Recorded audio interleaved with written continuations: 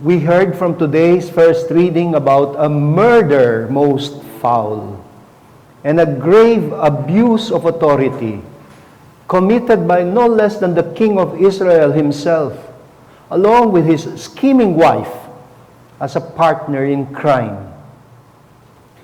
We heard how they got false witnesses to accuse Naboth of a crime that he did not even commit. How they manipulated the justice system and managed to get Naboth sentenced to death and his vineyard sequestered. It all seems so familiar, don't you think so? It is hard to believe that this kind of thing happened 2,900 years ago. We are no strangers to people in power who have no respect for the law. People who use the law as a weapon in order to intimidate, to persecute, or to get rid of their perceived enemies. And these could include anyone who dares to speak out the truth or to speak out against them. Imagine for a while that you are the son of Naboth, the victim. Imagine that in your desire for justice for your father, you join a resistance movement and you attempt to overthrow the corrupt and murderous government of King Ahab. Imagine that the resistance movement is successful. The support for the tyrant king gets weaker and weaker until finally he falls.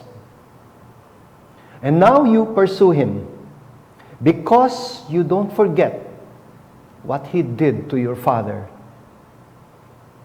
And one day you have him cornered and you raise your sword to strike him dead. And then you stop and you realize you cannot do it. You put down your sword and you walk away feeling finally liberated. You know, I have seen many scenes like these in movies. Dramatic scenes where the hero, just at that point when he is about to exact his revenge, just when he is about to pull the trigger, decides to stop and to drop his weapon and to turn over the villain to the justice system for a due process. Now let us turn to the gospel. But let me begin by noting that I am honestly not very pleased with that part of the text that says, offer no resistance to the one who is evil. Really? Offer no resistance? Is Jesus really teaching us to just submit ourselves to evil? But he resisted evil through and through. And that is what brought him to the cross. Well, there is something lost in translation. And this should remind us of that saying very often attributed to Edmund Burke, the only thing necessary for the triumph of evil is for good people to do nothing. Well, I think St. Paul expresses the same thought a bit more clearly in Romans 12, verse 17 and following. St. Paul says, listen, repay no one evil for evil. Repay no one evil for evil. I think that is also what Jesus meant when he said, offer no resistance, offer no evil against evil. But be concerned for what is noble in the sight of all. Do not look for revenge, but leave room for the wrath of God. Because it is written, vengeance is mine, I will repay, says the Lord. In the gospel, Jesus is giving his critique of what the Jewish law calls the law of proportionate or commensurate justice. I find it funny that nowadays people call it the law of retaliation.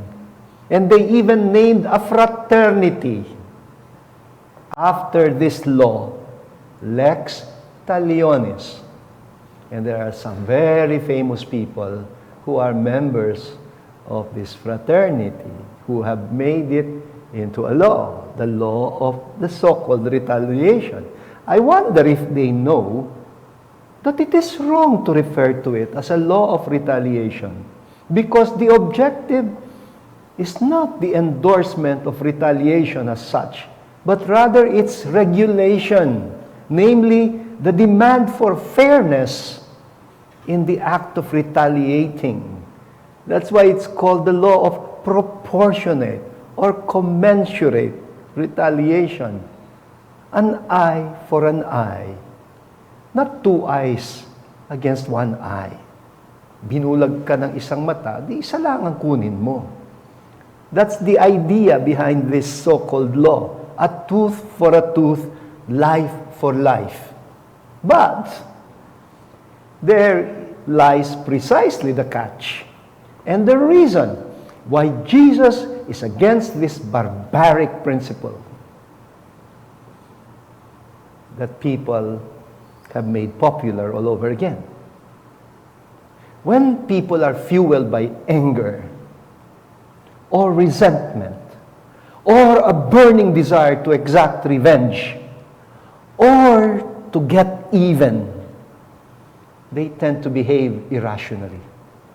They will find it least among their concerns to be fair or to regulate the retaliation to make sure that it is proportionate. No, angry people don't care about fairness. Besides, Jesus has made it very clear. You cannot build a just society on anger, on resentment, and the desire for revenge. And so Jesus proposes something better. We can do better. And what is it?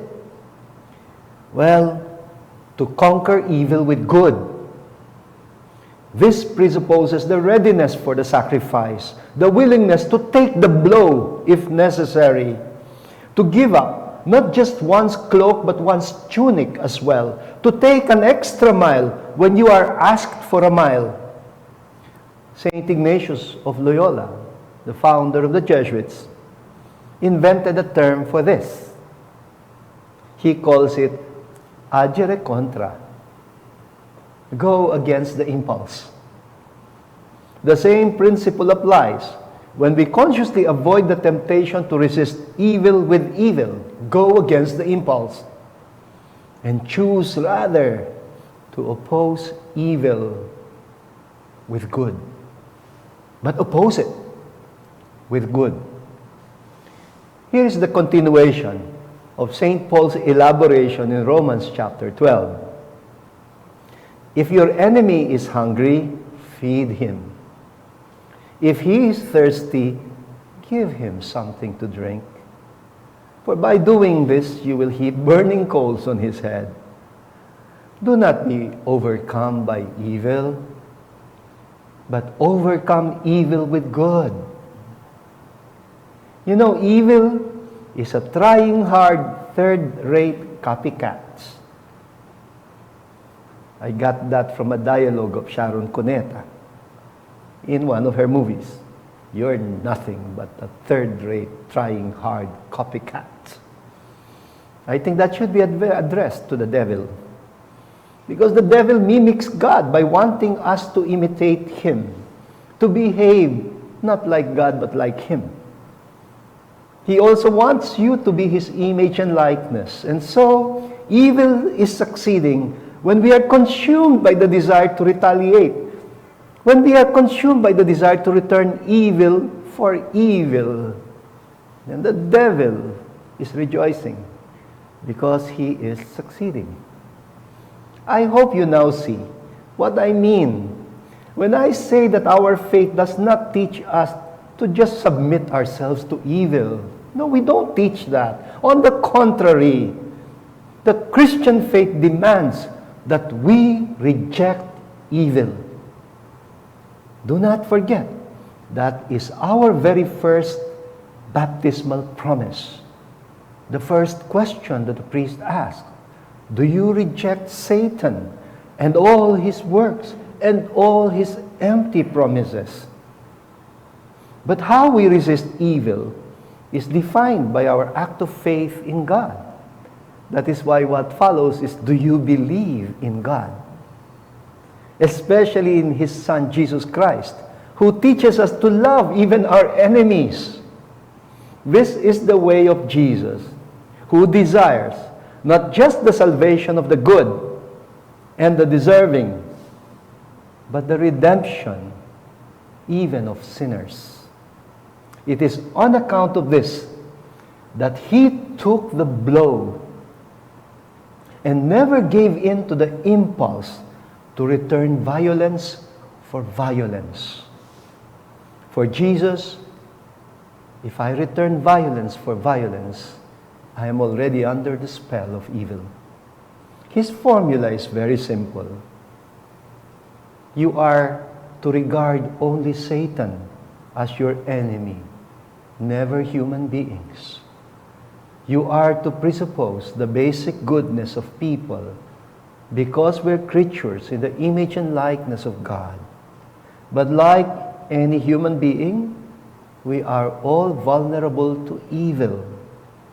And there are circumstances that make us susceptible to the spell of evil, or times when we are overpowered by evil, times when we lose ourselves and forget who we are. Think about this. If you learn that your child is being bullied in school, what will you do? Will you buy him a gun and tell him to pull the trigger on the bully? I don't think a good parent will ever teach his child to resist bullies that way. Or take another instance. Let's say your son is violent because he is mentally deranged. He can be dangerous, especially when you feed him. And when he hurts you, gets violent with you, if he slaps you, will you slap him back? If he hurts you, will you hurt him back? No. You do not even take offense because you know he's not himself. You are ready to take the blow because you have made the option to love. To love your child, not just when he is well, but also when he is unwell.